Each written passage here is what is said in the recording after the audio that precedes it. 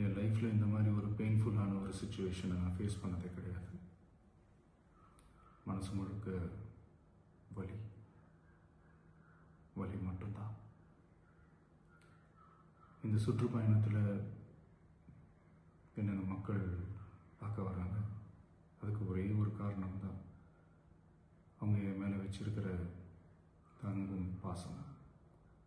அந்த அன்புக்கும் பாசத்துக்கும் நான் எப்பவும் கடமைப்பட்டிருக்கிறேன். அதனால தான் இந்த சுற்றுப்பயணத்தில் மற்ற எல்லா விஷயங்களையும் தாண்டி மக்களுடைய சேஃப்டி, அதில் எந்த காம்ப்ரமைஸும் பண்ணிடக்கூடாதுன்றதுக்காக தான் அது என் மனசில் ரொம்ப ஆழமாக இருக்கும் அந்த எண்ணம்.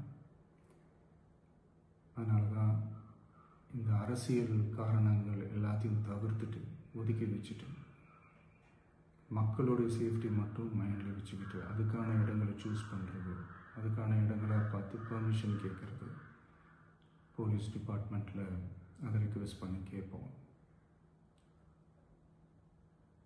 ஆனால் நடக்கக்கூடாதது நடந்துருச்சு.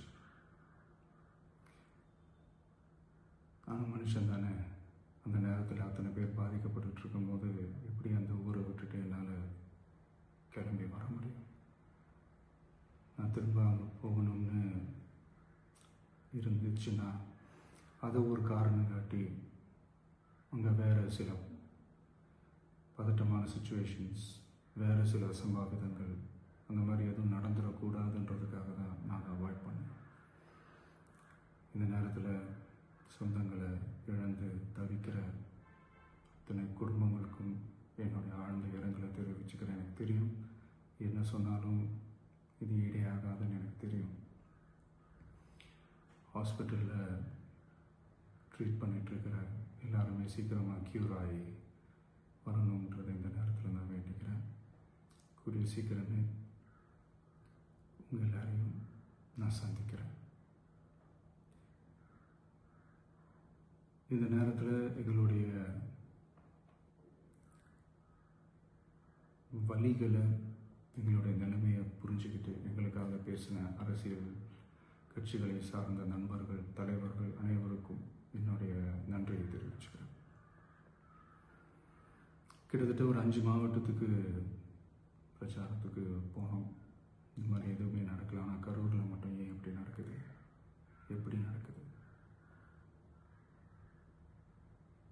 மக்களுக்கு எல்லா உண்மையும் தெரியும். மக்கள் எல்லாத்தையும் பார்த்துக்கிட்டு இருக்கிறாங்க. கரூரை சேர்ந்த அந்த மக்கள் அந்த உண்மையெல்லாம் வெளியில் சொல்லும்போது எனக்கு கடவுளே நேரில் வந்து இறங்கி அந்த உண்மைகள்லாம் சொல்கிற மாதிரி எனக்கு தோணுச்சு. சீக்கிரமே எல்லா உண்மைகளும் வெளியில் வரும்.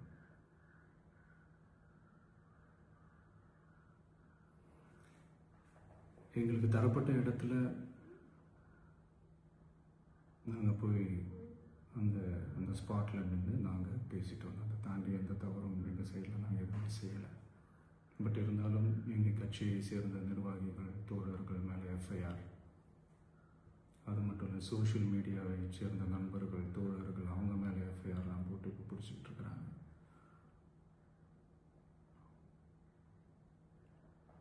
சிஎம் சார், உங்களுக்கு ஏதாவது இந்த பழி வாங்கணும் அப்படின்ற எண்ணம் ஏதாவது இருந்துச்சுன்னா